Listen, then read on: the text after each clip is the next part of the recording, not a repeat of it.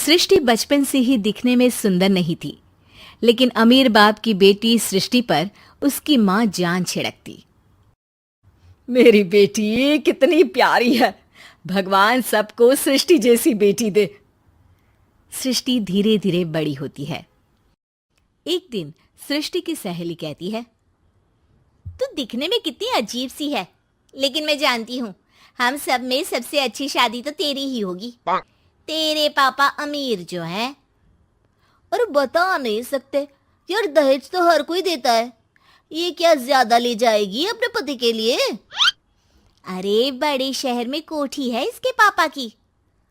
अरे पापा की है ना, कौन सी इसकी है? इसकी होती तब तो कोई भी लड़का इससे शादी कर लेता। अरे पापा की मतलब पापा की है तो मेरी ही है ना? किसने कहा? अब तेरी तो तब होगी ना जब तेरा भाई ना हो। वैसे भी शादी के बाद सारी प्रॉपर्टी भाई के नाम होती है। सृष्टि समझ जाती है कि उसे किसी भी हालत में माँ बाप की सारी प्रॉपर्टी को अपने नाम करना है, लेकिन कैसे? एक दिन सृष्टि का भाई शीनू कहता है, बहन क्या कर रही है? तुझसे एक बात करनी है। अरे हाँ हाँ करना, मैं तो तेरी बहन हूँ।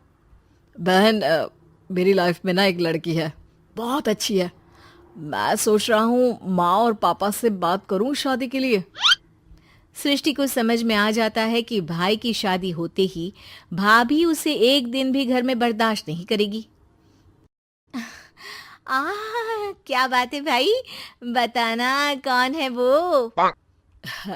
यार वो बहुत अच्छी लड़की है, पढ़ी लिखी है, मेरे साथ जॉब भी करती है। बस एक प्रॉब्लम है। प्रॉब्लम? क्या प्रॉब्लम है भाई? यार वो शादीशुदा है, लेकिन उसके पति ने उसे सिर्फ इसलिए छोड़ दिया क्योंकि उसके माँ बाप दहेज नहीं दे पाए। सृष्टि ये सुनकर न जाने क्यों खुश हो जाती है। अरे भाई तो क्या हुआ, लड़की तुझे तो पसंद है ना? शीनू को लगता है कि बहन उसे समझ रही है।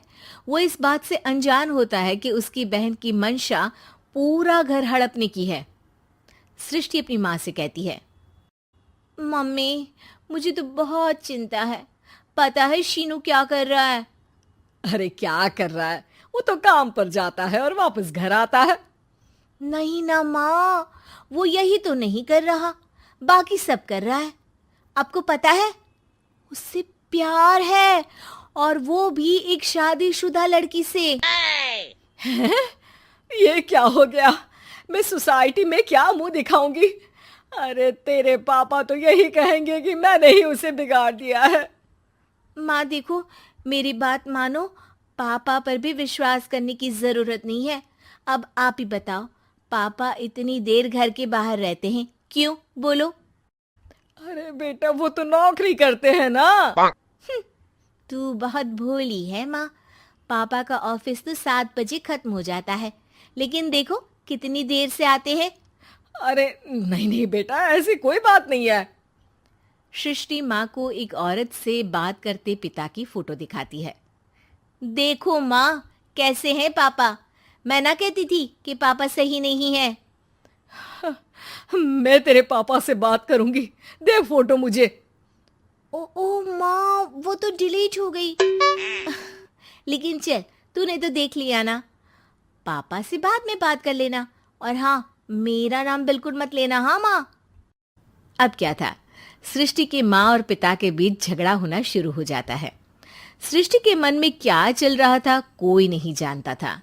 एक दिन, माँ सृष्टि के लिए एक लड़का देखा है, वो लोग शाम को उसे देखने आने वाले हैं। और हाँ माँ, एक खुशखबरी, मैं और पापा मिलकर एक नया बिजनेस ट्राई कर रहे हैं। शाम को लड़का आता है, सांवले रंग का। सृष्टि को तो बिल्कुल भी पसंद नहीं आता। लड़की की माँ कहती है, लड़की का चेहरा तो कोई खास नहीं, लेकिन अगर मेरे बेटे को आप लोग सेटल कर दें तो मैं उसकी शादी आपकी बेटी से करवा दूं। सृष्टि को लड़का बिल्कुल पसंद नहीं था। उसे भाई पर गुस्सा आ जाता है। लड़के वालों के जाने के बाद कहती है, माँ देखा, शीनू मेरे लिए कैसा लड़का लेकर आया। न दिखाने लायक न सुनने लायक, सेटल भी नहीं, वो भी हम करे।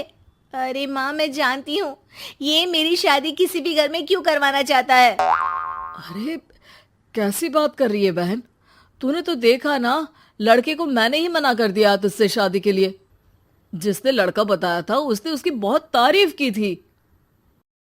बात आई गई हो जाती है, लेकिन सृष्टि का मन शांत नहीं होता। क्या करूँ, कुछ समझ में नहीं आ रहा। मेरी शादी हो गई तो ये लोग पूरी प्रॉपर्टी शीनू के नाम कर देंगे। मेरे हाथ तो कुछ लगेगा ही नहीं। तभी सृष्टि को आइडिया आता है। वो किसी वकील को फोन करती है। जी देखिए, अगर आपके मम्मी पापा का तलाक हो जाता है तो आपके पिता की आधी प्रॉपर्टी आपकी माँ के नाम हो जाएगी। फिर उसे वो किसी को भी दे सकती है। सृष्टि अब माँ को बेटे के खिलाफ भरती है। माँ, शीनू पर नजर रखा करो। वो जिस लड़की के प्यार में है ना, वो शादीशुदा है। यहाँ आएगी, सारा पैसा, रुपया, जमीन, जायदाद सब हड़प लेगी। पापा का भी हाल तुमसे छुपा नहीं है। ऐसा ना हो कि मैं और आप एक दिन सड़क पर भीख मांगे। हे भगवान, मैं तो जीते जी मर जाऊंगी अगर ऐसा हो गया तो। ऐसा हो गया नहीं माँ, ऐसा ही होगा। अभी समय है, आगे का सोच लो। मैं तो कहती हूँ पापा से आधी प्रॉपर्टी लेकर अलग हो जाओ। पापा की आधी प्रॉपर्टी भी हम लोगों को अगर मिल जाती है ना, तो अगले 7 जन्म सफल समझो। बेचारी माँ बेटी के कहने पर पति से तलाक लेकर अलग हो जाती है। सृष्टि अब पैसों से गाड़ी और अपने दूसरे महंगे शौक पूरे करने लगी। उसके दोस्त भी उसके पैसे इस्तेमाल करते।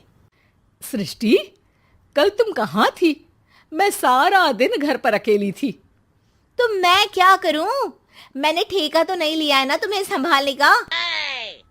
माँ को सृष्टि से ये उम्मीद नहीं थी। वो बैठकर रोने लगती है। वहीं उसका पति यानी कि सृष्टि के पिता आ जाते हैं। मैं जानता था कि तुम्हारा यही हाल होगा, तो आपने मुझे रोका क्यों नहीं? मैं रोकता तो तुम रुकती क्या?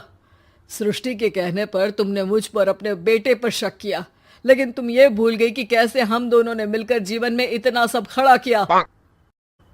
माँ पति के गले लग जाती है। मुझे माफ कर दीजिए, मैंने आपकी कमाई का एक बड़ा हिस्सा गवा दिया।